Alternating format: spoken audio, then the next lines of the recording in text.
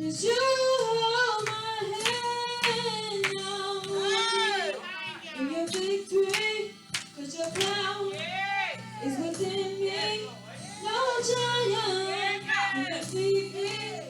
'Cause you hold my hand. No fire, no battle can turn me. No mountain can stop me. Why? Because walking in your victory. 'Cause your power is within me. No giant can defeat me. 'Cause you hold my hand. You hold my hand. I'm so in love with you. I'm so in love with you. You hold my hand.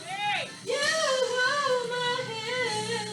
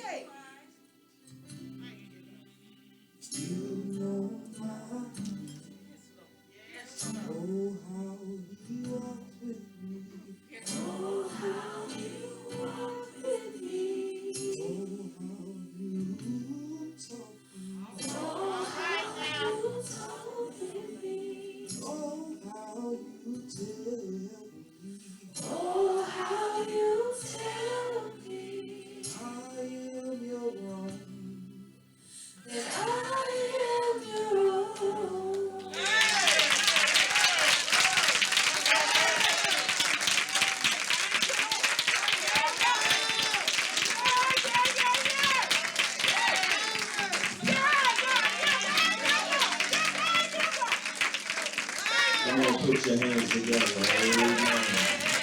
How many glad today that he knows you're not? Can I get one witness? Are you really glad that he knows you're not?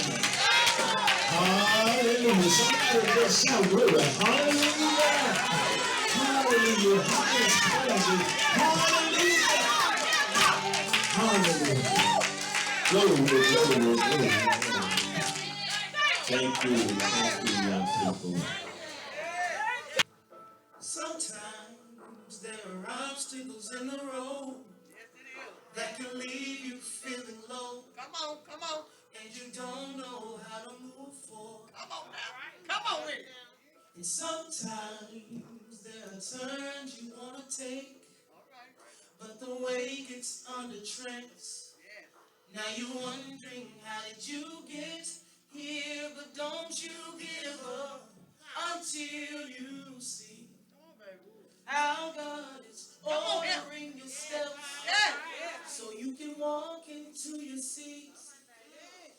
He that has begun a great work in you is faithful to perform. God is faithful to perform. He that has begun a great work in you is faithful to perform. Our God is faithful. Yes, He is.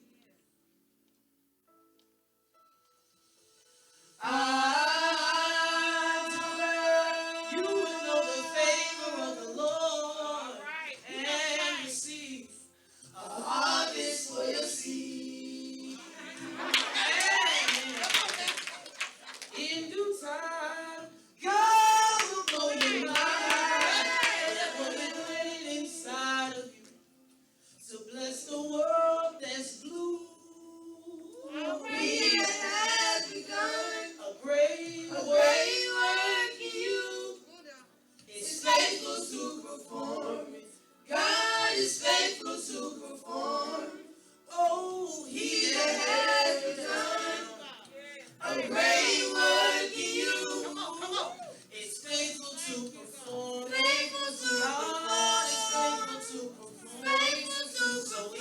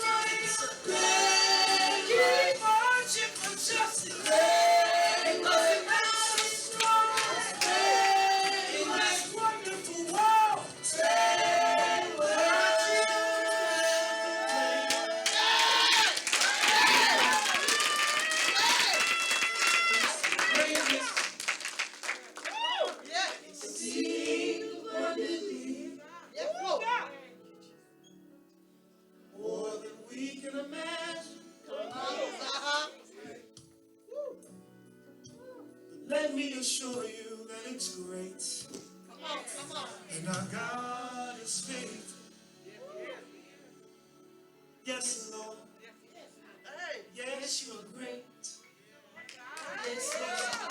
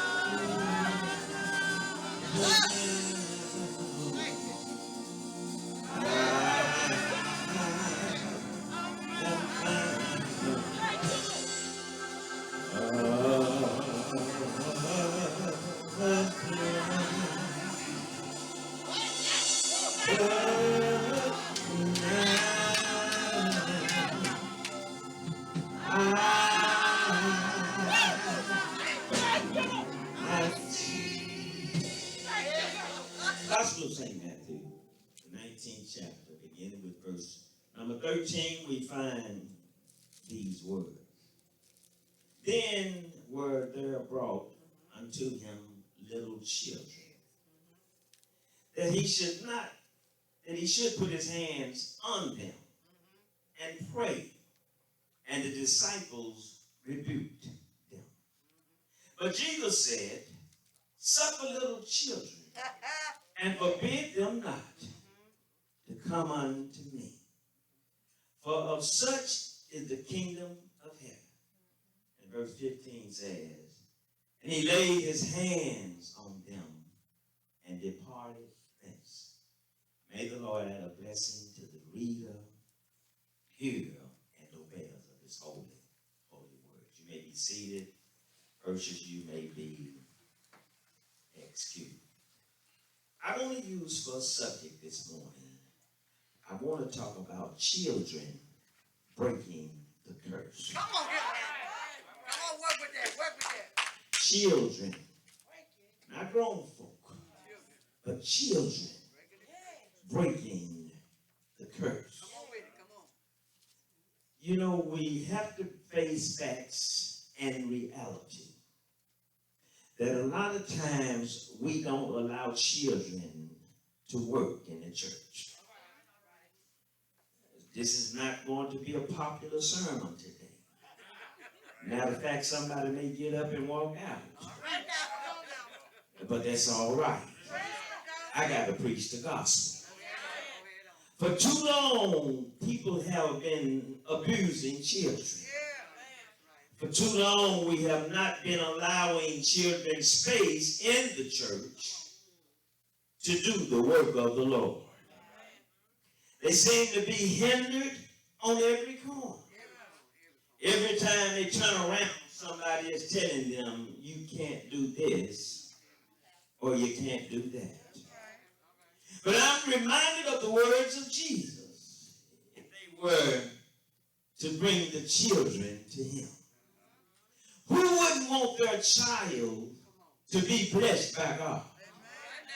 Who wouldn't want their child to work for God? Can I get a witness? And I'm just going to tell it just like it was. I remember when I came to Pilgrim Rest back in 1992, 93. Many years we were going on and parents were having children in the church. Parents were raising their children, and when they had children, they were bringing their children before the altar to be anointed by God. They would bring their children so that their children could be returned back to God to be a praiser and a worshiper. That stuff ain't happening no more in churches. People are having children and babies, but they're not bringing them back to church. They're not bringing them back to the altar. Which leads me to believe that that's one of the reasons why we have so much black on black crime. I do believe that if a child, a boy or girl is anointed by the power of God, I believe that will make a difference in that child's life. But the child that's born is not his or her fault. It is the parents' fault. Can I get a witness? And I'm going to just go teach it like it is. Jesus had just finished teaching about a very serious matter in the verses prior to what I just read. He was teaching on marriage and on divorce. Isn't that so ironic? He teaches on marriage and divorce, and then he jumps down to say, let them come. But he lets us know ahead of time that you really are not supposed to be having children unless you are married. Can I go ahead and teach anyhow? You're not supposed to have children out of wedlock. I myself made the same mistake. I'm not up here trying to put anybody down, but I'm up here trying to preach righteousness where God would want us to live. But somehow or another now it seems to be a fad in the community for everybody just to have a child out of wedlock. I know I ain't going to give it 4 or 5 amens today because this message right here is kind of dangerous today.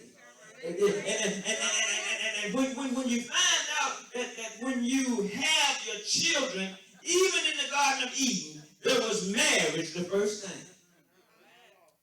Somebody get mad at me and just said, marriage comes before the children. Young people, if you're of age now and you have not had a child, please try to obey God's word and don't have children out of wedlock. And I'm going to scare you now. Don't have sex out of wedlock. Because people are having 12, 13, 14, 15, they're having babies at an early age now. And it's our responsibility to teach them the way. A whole lot of times, and y'all can say what you want about me, but a whole lot of times when I see a little bad boy or girl in the snow, it ain't their fault. Apple don't fall from the tree.